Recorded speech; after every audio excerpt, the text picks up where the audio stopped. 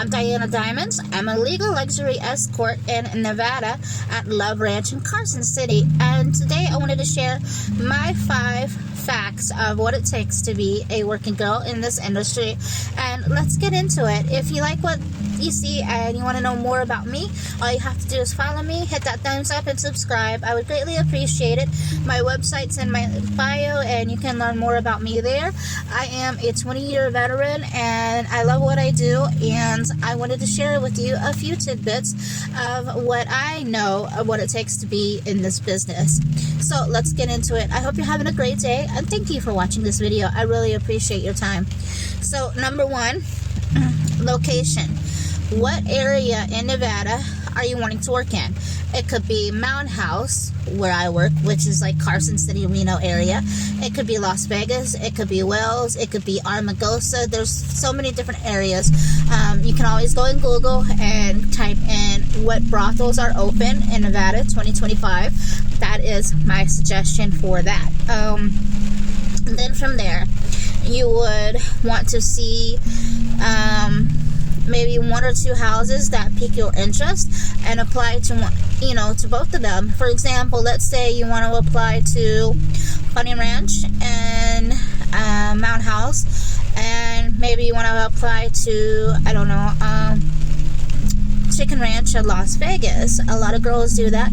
They'll have a northern house and a southern house, so that way they can house hop. So for example, if you wanted a house hop and you got hired at both houses, that would be double the finances, double the travel, double everything. But it can be worth it because you can market yourself in each area and you can get to meet the different clientele that goes to each house.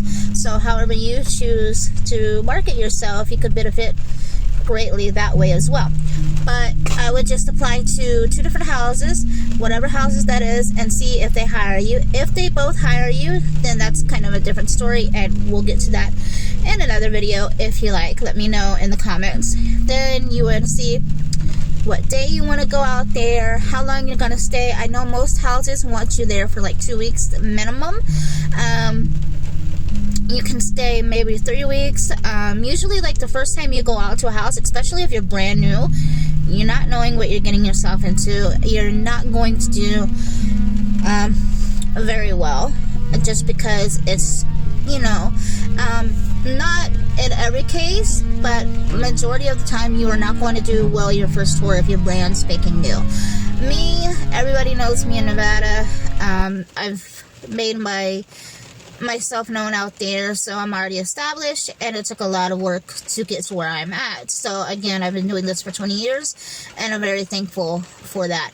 But for somebody brand new, be patient with yourself. So that's number 3, is be patient with yourself, because again, this goes back to number 1, it's not for everybody. So it's not for everybody, number 1. Number 2 is the location, and number 3, be patient. So number 4 is, again, that goes back into the finances. So let's say you get hired at whatever house you apply at.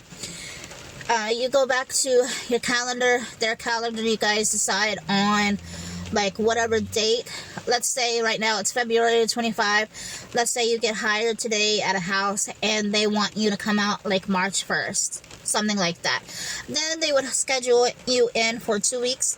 Keep in mind, remind yourself that you do have to get tested for HIV and STDs at the house. That is absolutely mandatory, and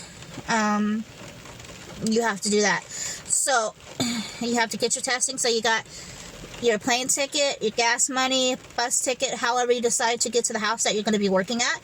That all goes into finances. Then you have to worry about your supplies, your lingerie, your heels, your hair, your nails, your makeup. All that goes into it. You have to worry about toys, adult toys, protection. Protection is mandatory. All of that goes into finances, and then that's not to mention your room and board and your meals. Some houses cook for you.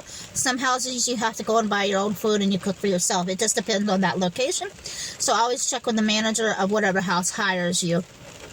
And then after that, so you have finances, you have location, you have, it's not for everybody. That's number 4 is thick skin. You have to have thick skin to be in this industry. If you can't take criticism, if you can't take that from the other ladies, from your customers, from management, you will not make it in this industry. And number 5 is just going with the flow.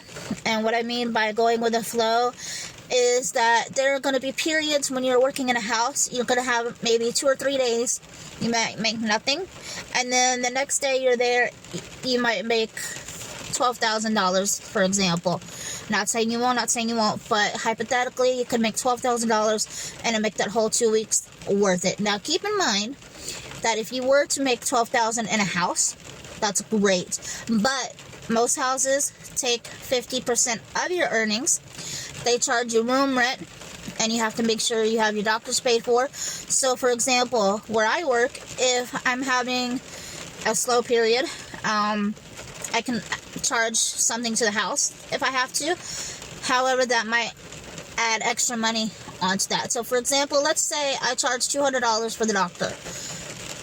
They might add an extra $80 for a convenience fee. So that's $280 that I have to pay out of my pocket. And most houses, if you owe money to the house, you don't get any profit until that's paid up. So there you have it on 5 things to keep in mind if you want to be a working girl in this industry. I hope this helps, and good luck. Let me know down in the comments if this is something you would do for a living. Bye.